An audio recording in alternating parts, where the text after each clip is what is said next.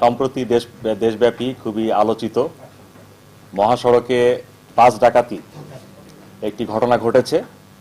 Unique road Royals এই বাসটাতেই যাত্রী 30 থেকে 35 জন যাত্রী নিয়ে বাসটি গাবতলী থেকে রওনা হয় এবং পথিমধ্যে সাভার, চন্দ্রা বিভিন্ন যাত্রী তোলা হয় এবং যাত্রী বেশে ডাকাত দলটি তাদের যাত্রী যারা ছিল এখানে তাদের কিছু লুণ্ঠন, মোবাইল, টাকা এবং অনেক নারী ছিলেন সেখানে, তাদের কিছু স্বর্ণ লুণ্ঠিত হয়েছে।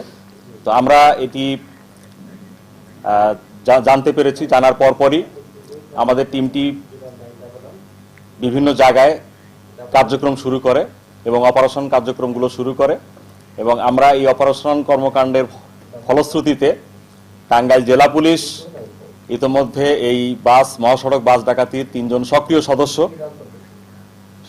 মুহিত, সবুজ এবং শরীফুজ্জামানকে আমরা গ্রেপ্তার করতে সক্ষম হয়েছি এবং লুণ্ঠনকৃত 3টি মোবাইল এবং ব্যবহৃত একটি অস্ত্র এবং 29,370 টাকা আমরা উদ্ধার করতে সক্ষম হয়েছি এবং এই ঘটনায় তারা প্রাথমিকভাবে স্বীকার করেছে এবং এই ঘটনার সাথে আরও কয়েকজন তাদের সাথে ছিল। আমরা সেই বিষয়গুলো নিয়ে তদন্ত করছি এবং আশা করছি খুব শিগগিরই এই ঘটনার পুরো রহস্য উদ্ঘাটন করতে আমরা সক্ষম হব। প্রাথমিকভাবে কয়েকজন যাত্রীর কাছে আমরা বিষয়গুলো শুনেছি এবং সেখানে প্রাথমিকভাবে যে বিষয়টি এসেছে, এখানে কোনো ধরনের ধর্ষণের ঘটনা ঘটেনি। এখানে আপনারা যেটুকু আমার বক্তব্য আমি আপনাদেরকে জানালাম যে কিছু স্বর্ণ লুণ্ঠিত হয়েছে নারীদের কাছ থেকে, স্বর্ণ এবং রূপা।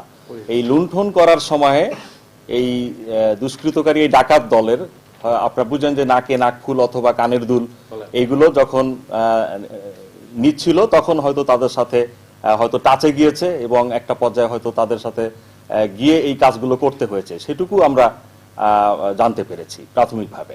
তো প্রাথমিকভাবে কোনো ধর্ষণের ঘটনা ঘটেনি এরূপটি আমরা জানতে পেরেছি। শ্লীলতাহানি পর্যায়ে পর্যন্ত বলা যেতে পারে।